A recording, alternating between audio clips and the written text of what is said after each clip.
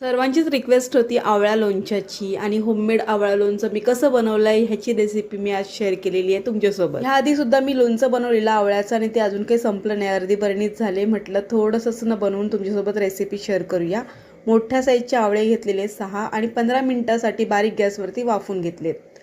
वाफ झाल्यानंतर ना त्यांना मी साईडला काढून घेतलेले आहेत आणि ह्यांना चीर वगैरे देण्याची गरज अजिबात पडत नाही, आपोआप त्यांची फोडी होऊन जातात। हे जे गरम गरम आवळे आहेत ना ते थंड होईपर्यंत एक मसाला तयार करून घ्यायचा आहे। पॅन ठेवलेला आहे गॅसवरती। आता 1 चमचा धने, अर्धा चमचा मेथी दाणे, अर्धा चमचा बडीशेप आणि अर्धा चमचा जिरे आणि मोहरी सर्वांना एकत्रपणे बारीक गॅसवरती अगदी खरपूस असं भाजून घ्यायचं आहे आणि थंड करायला साईडला ठेवायचं आहे आणि मग मिक्सरला ग्राइंड करून घ्यायचं आहे।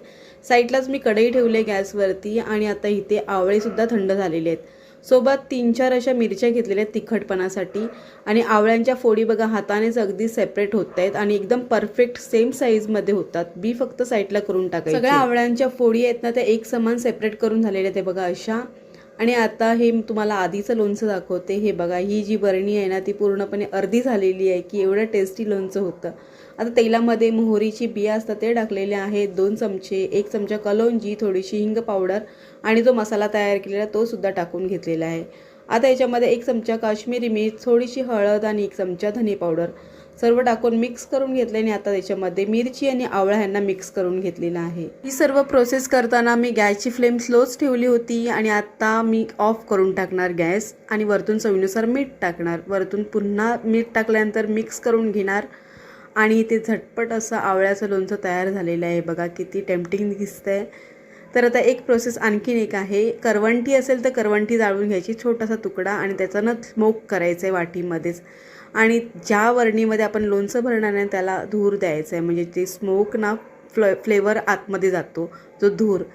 आता तीही प्रोसेस ना जर कोळसा असेल तर बेस्ट आहे, माझ्याकडे नव्हता म्हणून मी करवंटी यूज केली। त्यानंतर ह्याच्यामध्ये लोणचं भरून घ्यायचं जे आपण रेडी केलेलं आहे ते। तर ह्याच्यामुळे टेस्ट आणखीन भारी लागते, ट्राय करा नक्कीच। तर इथे आवळ्याचं लोणचं रेडी झालेलं आहे। थोडंसं तेल मी गरम करून घेतलं आणि कोमट झाल्यानंतर आता ह्या आवळ्यामध्ये मिक्स करून घेणार आहे, कारण की कढईला भरपूर असं थोडा मसाला वगैरे लागलाच होता ना त्याच्यामध्येच मग मी तेल गरम करून घेतलं। तर आता हे इन्स्टंटवालं लोणचं तुम्ही कधी बनवताय आणि मला रिव्ह्यू नक्की द्या, कारण की खूप छान लोणचं होतं आणि झटपट होणार आहे। जरी जेवणामध्ये याचं लोणचं घेतलं तरी हानिकारक काहीच नाही, याचे फायदे भरपूरच आहेत।